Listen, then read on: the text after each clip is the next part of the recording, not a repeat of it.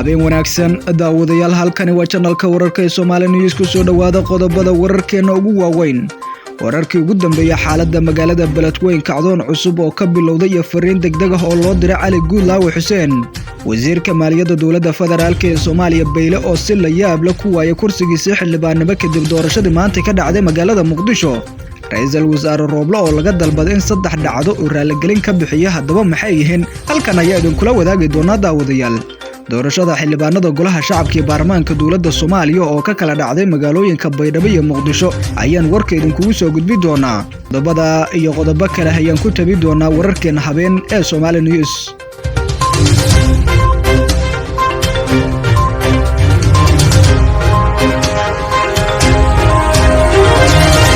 markale kulan wacan oo wanaagsan waa 25 January 2022 waxaad ku soo dhawaataan qodobadii aad horudhacooda maqasheen oo ayna faahfaahino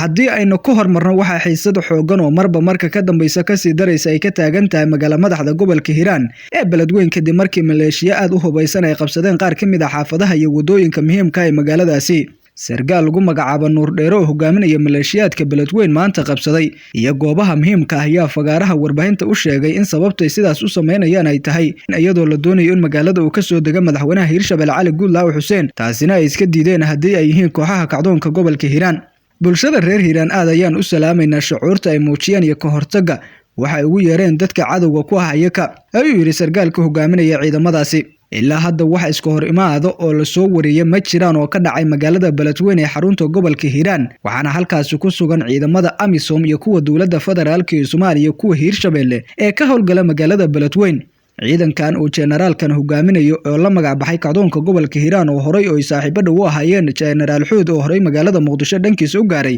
ayaana wada ilaa xalay dhaqdhaqaaqyo xoogan oo magaaladaasi ka sameynayaan kadib markii soo baxeen warar sheegayeen maanta uu Cali Guulaawe ku soo wajahnaa magaalada Beledweyne oo socdaal ku soo gaari lahaa dadka ku dhaqan magaalada Beledweyne ayaa ilaa xalay waxay gudaha magaaladaas ka sameynayeen dibadbaxyo waaweyn oo ay kaga soo horjeedaan safar lagu wada in maanta Cali Guulaawe uu ku gaaray magaalada Beledweyne ma jirto ilaa hadda wax war oo dhanka maamulka Hiirshabelle ee ku aadan ciidamada hubaysan ee ku sugan inta badan gudaha magaalada Beledweyne ay ka soo saareen xaaladda cakiran ee magaaladaas iyo banaanbaxyada looga soo horjeeda maamulka Hiirshabelle dhawaan ayay ahayd markii Generaal Xuud uu gaaray magaalada Muqdisho oo sheegay in wada hadal uu la galay maamulka Hiirshabelle balse aysan mowqifkooda wali ka taransulin waxaana haatan xiisada magaalada Beledweyne ay noqonaysaa mid marba marka ka dambaysa ka sii darayso generaalkan hogaaminaya ciidamadan oo lagu magacaabo Nuur Dheero ayaana wacad ku maray inaysan soo gaari karin Cali Guulaawe magaalada Beledweyne iyadoona wadooyinka muhiimka ah ee soo gala magaalada u go'an yihiin wadada ugu muhiimsan ee aada dhanka airportka iyo xirteen iyo xerada lama galay oo ciidamo badan oo dawladda Soomaaliya ay degan yihiin xaaladda magaalada Beledweyne ayaa aad u kacsan waxaana halkaas ku sugan madaxweyne ku-xigeenka Hiirshabelle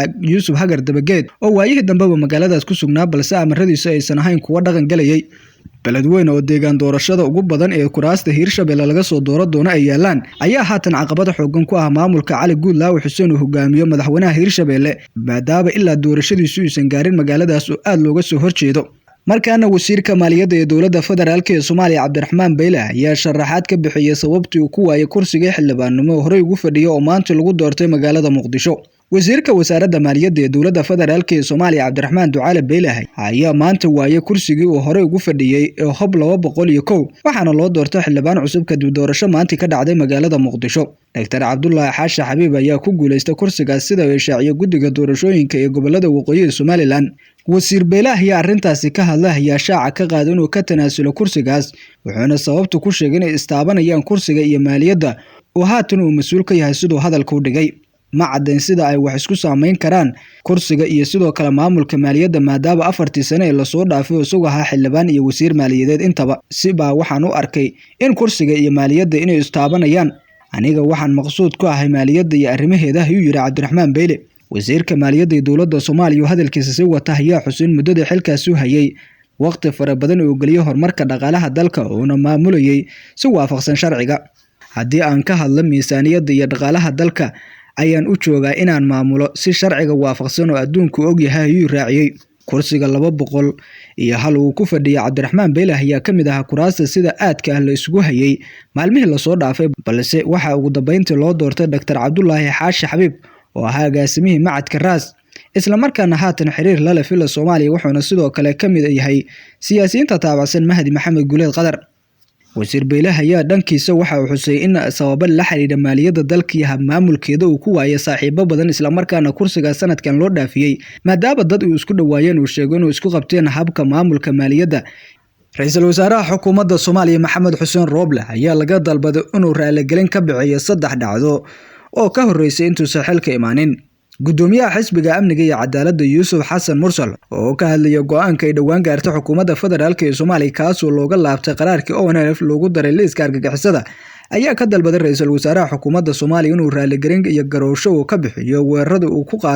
weeraradii ay qaaday xukuumaddii ka horeysay Xasan Cali Khayre si la mid ah go'aankaas ay qaraarka ka gaareen. Waxa uu si gaar ah carabka ugu dhuftay weeraradii 2017 lagu qaaday hoyga siyaasiga Cabdiraxmaan Cabdishakuur iyo sidoo kale senator Cabdi Qaybdiid iyo dadkii lagu laayay xilligii doorashadii Koonfur Galbeed halka ka socotay iyo sidoo kale weerarkii lagu qaaday Sheekh Mukhtaar Roobo oo ilaa hadda u xiran.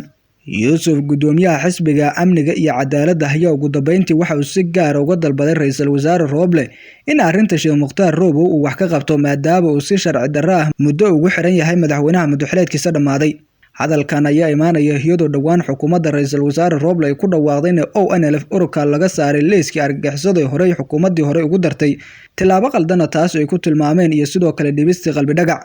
Markaana magaalada Muqdisho caasimadda dalka iyo sidoo kale magaalada Baydhabo ayaa maanta lagu doortay xildhibaano cusub oo ka mid noqonaya golaha shacabka ee baarlamaanka Soomaaliya. Haddii aynu ku hormarno magaalada Muqdisho caasimadda dalka waxaa maanta ka bilaabatay doorashada kuraas ka mid ah golaha shacabka ee baarlamaanka Soomaaliya gaar ahaan xubnaha deegaan doorashadooda ay tahay gobolada waqooyi waxaana ku soo baxay xubnaha kale ah Qadre Maxamed Tukaale oo heshay 100 cod kadib markii ay tanaasushay Filsan Jaamac Cusmaan oo la tartami lahayd waxaana Qadre ay ku guuleysatay kursiga Hob 247. Kursiga labaad oo ahaa Hob 245 oo doorashadiisa la qabtay waxaa ku guuleystay Cabdiraxmaan Axmed Suge oo isna helay 100 cod ka gadaal markii uu isna tanaasulay musharax Aadan Geedi Cabsiyo oo la tartamayay. sidoo kale kursiga saddexaad oo ahaa Hob 215 waxa ku soo baxay xildhibaan Ayuub Ismaaciil Yuusuf oo ahaa senator 4 sano ee hore waxaana helay 94 cod isna waxa tanaasulay musharax Axmed Yuusuf Bakaal. Dr. Cilmi Maxamed Nuur ayaa dhankiisa waxa uu ku guuleystay kursiga Hob 214 oo isna ka gadaal markii uu musharax la tartamayay oo ka tanaasulay oo ahaa Tusmo Jaamac Liibaan. kursiga Hob 209 waxa isna ku guuleystay Maxamed Xuseen Haadi sidoo uu shaaciyay guddiga doorashooyinka maamulka Somaliland. dhammaan xubnaha deegaan doorashadooda ay tahay gobolada waqooyi ee maanta doorashadooda ay ka dhacday magaalada Muqdisho ma aysan gelin wax tartana maadaama kuraasta ay ahaayeen kuwa hore loo xiray oo natiijada la sii saadaalinayay. qabashada doorashadan ayaa ku soo adeysay iyadoo haatan dood xoogan ay ka taagan tahay kuraasta gobolada waqooyi kadib markii gudoomiye Cabdi Xaashi Cabdullaahi iyo siyaasiyiin kale ee taabacsan ay ka soo horjeesteen hanaanka loo maamulayo doorashada haatan socotay ee gobolada waqooyi. dhankeeda magaalada Baydhabo ee caasimadda ku meel gaarka ee maamulka Koonfur Galbeed waxaa maanta lagu qabtay doorashada 3 kursi oo ah baarlamaanka 11 ee golaha shacabka ee baarlamaanka Soomaaliya. kuraasta maanta lagu doortay magaalada Baydhabo ayaa kala ahaa Hob 56 waxaana ku fadhiyay Maxamed Jaamac Mursal Geelle oo helay codad gaaraya 79 cod waxaana la tartamaya musharax Maxamed Nuur Cabdullaahi Jaamac oo helay 21 cod. kursiga labaad oo ahaa Hob 2 waxaa ku soo baxay Sayid Cali Isxaaq Maxamed oo helay 82 cod halkii musharax la tartamay oo ahaa Mawlid Nuur Xasan oo helay 88 cod. kursiga saddexaad oo Hob 231 waxa ku soo baxay Isaaq Maxamuud Mursal Fanax kadib doorasho ka dhacday magaalada Baydhabo isagoo helay codad dhan 72 cod halka musharax la tartamay ee Maxamuud Cali Mursal oo helay 15 cod. kursiga Hob 231 waxa doorashadii 2016 tartan adag oo ku dhexmaray wasiirka maaliyadda xilligaasi maamulkaasi Maxamed Aadan Fargaati iyo Maxamuud Cali Yaxye oo hal cod ku kala qaaday.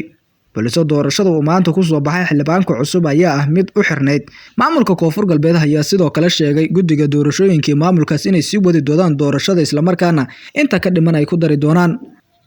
inta ayaan ku soo gabagabeynaa daawadayaal barnaamij wareedka aad kala socoteen channelka wararka ee Somali News mid lamida qayaar inta kulmi doona nabadgelyo.